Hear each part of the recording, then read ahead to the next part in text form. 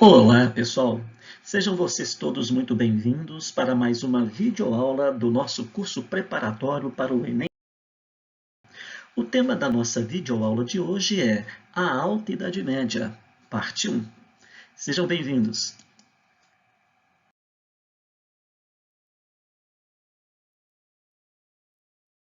Para a melhor compreensão da Idade Média, podemos dividir a história deste período em três momentos.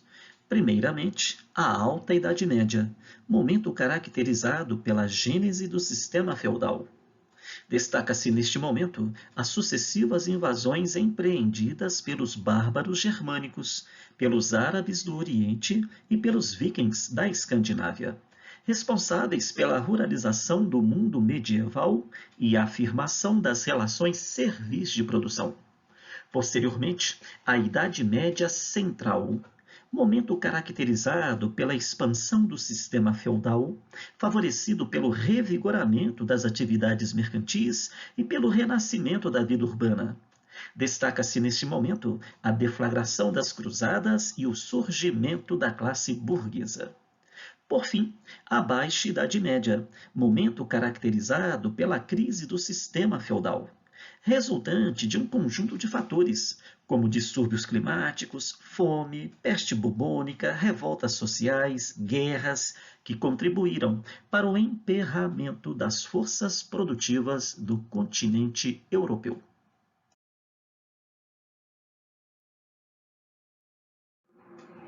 O feudalismo, enquanto sistema político, econômico e social vigente na Europa, deita suas raízes, bem como seu processo de expansão e crise, no período que se estabelece entre os séculos V a XV d.C.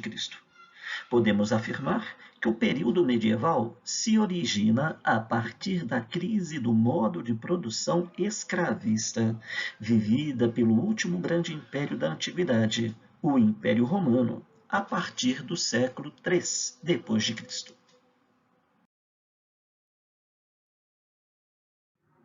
A retração de fronteiras e de conquistas territoriais do Império Romano comprometeu o fluxo de mão de obra escrava, afetando os setores produtivos do Estado. Além das intrigas palacianas e das constantes revoltas sociais provocadas pela opressiva carga tributária praticada pelo Estado, destaca-se paralelamente a propagação da doutrina cristã em favor da construção de uma sociedade baseada na justiça social e na solidariedade entre os povos. Porém, o golpe de misericórdia contra o poder de Roma seria desfechado a partir de uma conjuntura externa definida pelas invasões dos povos bárbaros germânicos contra os limites desse império. Vivendo fora dos limites dos domínios romanos, os bárbaros germânicos não falavam o latim, língua oficial do império, e viviam de uma economia natural e de subsistência. Pressionados pelas constantes ameaças dos povos hunos, povos bárbaros da região da Ásia Central, e em busca de novas terras para a produção agrícola, as tribos bárbaras da Germânia iniciaram a partir dos séculos IV e V o processo de conquista territorial sobre as regiões do já decadente Império Romano. As diversas tribos bárbaras, francos, anglos, saxões, visigodos, suevos, lombardos, ao invadirem e ocuparem novos espaços sobre o continente europeu, a partir dos séculos IV e V, inauguraram uma nova ordem política, com a formação dos seus respectivos reinos, destruindo a secular ordem centralizada, imposta pelo poder do antigo Império Romano. Um segundo componente, responsável pela constituição do sistema feudal, foi determinado pelas invasões dos povos árabes sobre o continente europeu, a partir do século VIII. Segundo a tradição islâmica, aos 40 anos de vida, o caravaneiro Maomé teria recebido a visão do anjo Gabriel, que lhe teria revelado a existência de um único Deus, Alá. Segundo o anjo Gabriel, Alá havia escolhido Maomé como seu último e legítimo profeta.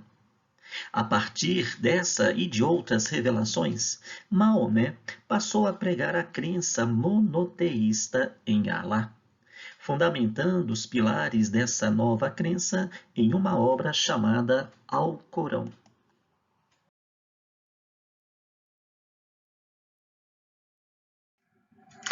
Perseguido pelos Coraixitas, tribo que controlava a cidade de Meca, principal centro religioso do mundo árabe, Maomé e seus discípulos fugiram de Meca para Medina no ano de 622. A fuga de Maomé para Medina, processo conhecido como Hégira, foi tradicionalmente instituído como o início do calendário islâmico. Com o apoio dos beduínos que aderiram ao Islã, a submissão à vontade de Deus, Maomé conseguiu gradualmente converter os povos árabes à sua nova doutrina.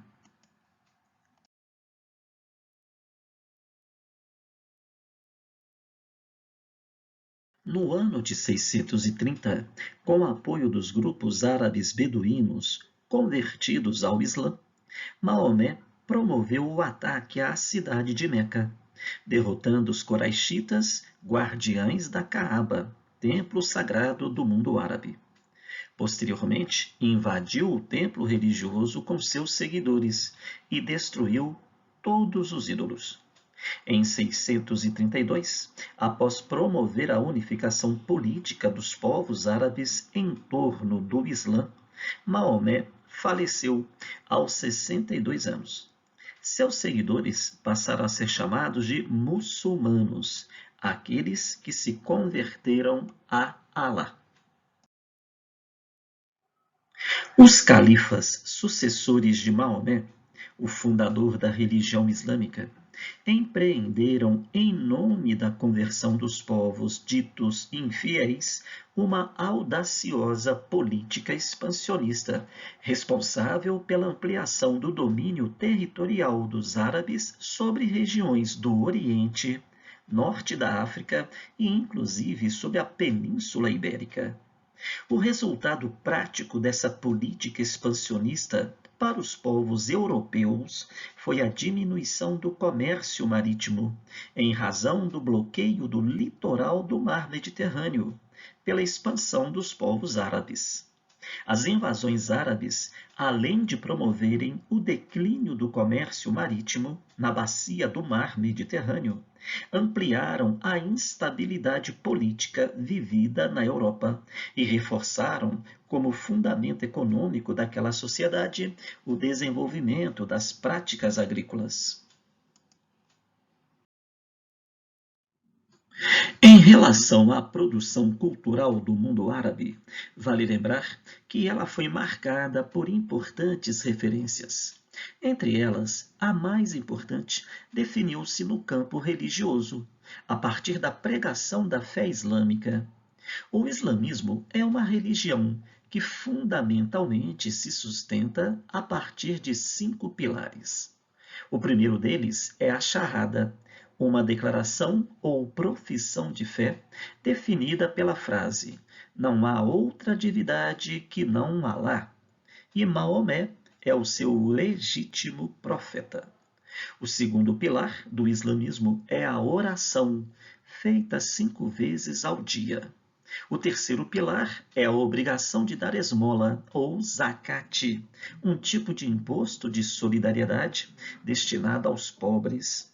O quarto pilar é realizar o jejum no mês de Ramadã, o 9º mês do calendário muçulmano, no qual o Alcorão teria sido revelado a Maomé.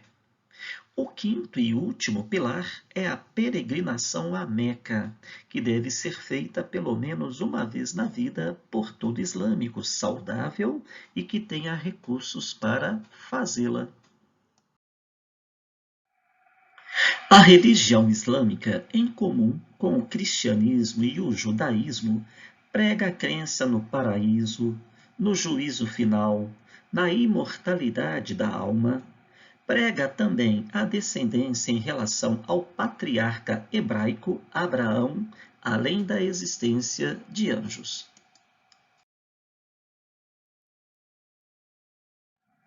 No campo científico, aos árabes se deve a tradução da obra do astrônomo grego Ptolomeu, defensor do princípio do geocentrismo, conhecida como Almagesto, e a criação de importantes observatórios em Damasco, Córdoba e Cairo. Os árabes desenvolveram paralelamente os primeiros estudos de alquimia, com o objetivo de se produzir a pedra filosofal, substância que poderia transmutar os metais em ouro. No campo medicinal, estabeleceram o diagnóstico de doenças como a varíola e o sarampo. A obra Cânon do médico Avicenna foi utilizada como manual de medicina na Europa até o século XVII. Na matemática, os árabes desenvolveram os estudos de álgebra e de trigonometria, além da propagação do sistema numérico arábico, na verdade de origem hindu, mas que passava a incluir o zero como algarismo. Na literatura, rica e imaginativa, os árabes desenvolveram importantes obras, como o Rubaiyat, contendo as poesias de Omar Khayyam, além da obra em prosa As Mil e Uma Noites, coleção de histórias, fábulas e contos e aventuras, inspirados na literatura dos povos egípcios e persas. Por fim, no século IX, uma terceira leva de invasões agravaria o já conturbado quadro político europeu. Os vikings, ou normandos, da expressão Northmen, homens do norte, originários da região da Escandinávia, promoveram uma série de incursões sobre os reinos dos francos e dos anglo-saxões e demais reinos germânicos já organizados no continente europeu.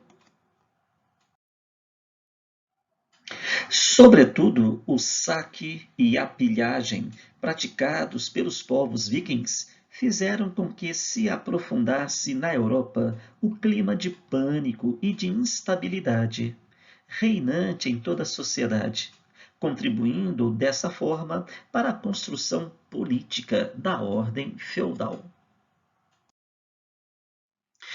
Pelo que foi exposto, podemos constatar que o sistema feudal constituiu-se a partir de uma realidade marcada por guerras, invasões e de grande instabilidade política. Em razão desse quadro, construíram-se os dois fundamentos básicos do sistema feudal: a ruralização da sociedade europeia, definida a partir de um lento e progressivo êxodo urbano de setores da população do continente, e, paralelamente, a consolidação das relações servis de produção, baseada na troca da produção gratuita nas propriedades rurais, pela proteção oferecida pelos senhores dessas propriedades, a relação servil expandiu-se no cenário europeu. Pelo direito à posse de uma gleba no interior da propriedade rural, o servo se comprometia a pagar impostos com trabalho gratuito e parte de sua produção.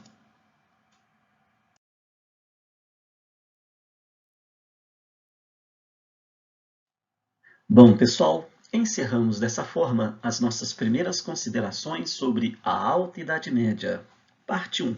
Muito obrigado a todos vocês, um grande abraço e até a próxima!